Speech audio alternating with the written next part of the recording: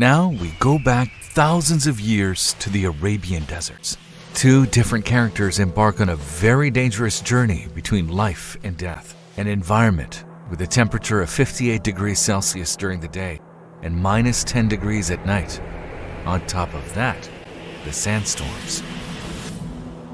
It is already difficult to take a single step in the desert, let alone walk through it. But these are not the real dangers. The real dangers are the bandits who block the road, rob, and steal. Both of our passengers want to reach their destinations after a long journey. First, the proud passenger, the egoistic passenger, goes down the road. They say to him, "Take the name of a chieftain." When you encounter the bandits, give the name of the chief and say, "I'm under the protection of him." But he is arrogant, does not want to take the name of the chief, and starts his journey. Because he knows that there are bandits all over the desert, he's not able to travel with a relaxed heart or soul. The bandits block his way, and because he did not take the name of a chieftain, he becomes their beggar. Because he is humble. The second passenger says, "I can take the chief's name." These bandits block his way too. And when they do, he says, "I'm traveling under the protection of such and such chief." The moment the bandits hear the name, they show their respects. They even help him and show him the way without blocking him or stealing from him. So, what does the word Bismillah have to do with this story? You are the traveler making the journey in that desert. You're either on the humble side or the proud side. So, what is that desert? That desert is the world we live in. To take the name of a chief is, in reality, going under the protection of Allah and acting in His name. We have two bandits. One, our weaknesses, and two, our poverty.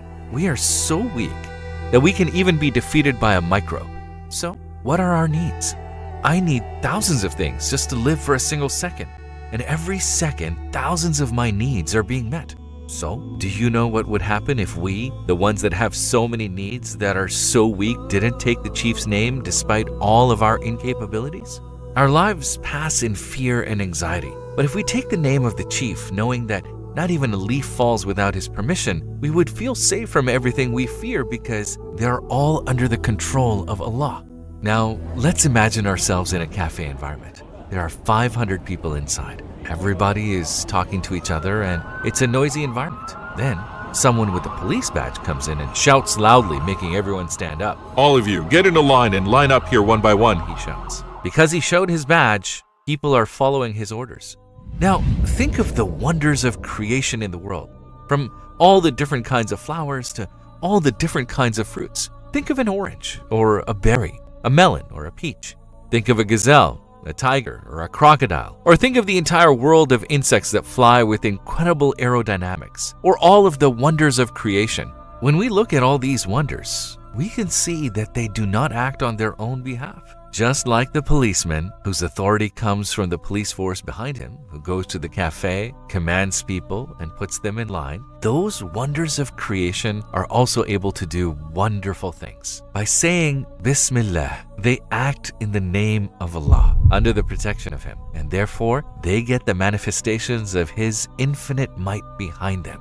Think about it. A day-old bee goes to a flower far away and comes back without losing its way. That means there's something incredible going on here. There is magnificent architecture, magnificent mathematics in the hexagon-shaped honeycomb.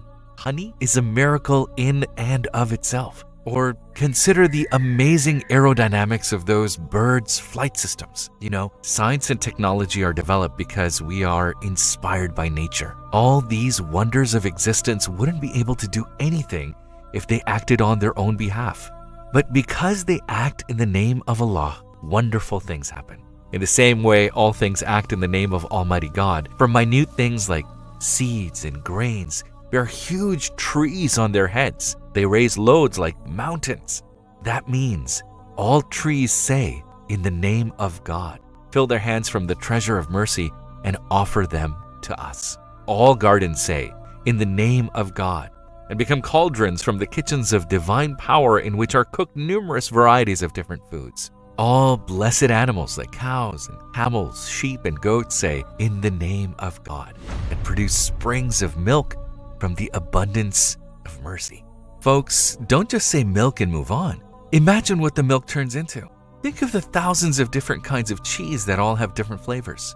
Think about what other things this turns into, from butter to milk, desserts, offering us a most delicate and pure food like the water of life in the name of the provider, the roots and rootlets, soft as silk, of plants, trees, and grasses say, in the name of God, and pierce and pass through hard rock and earth. How does it do this?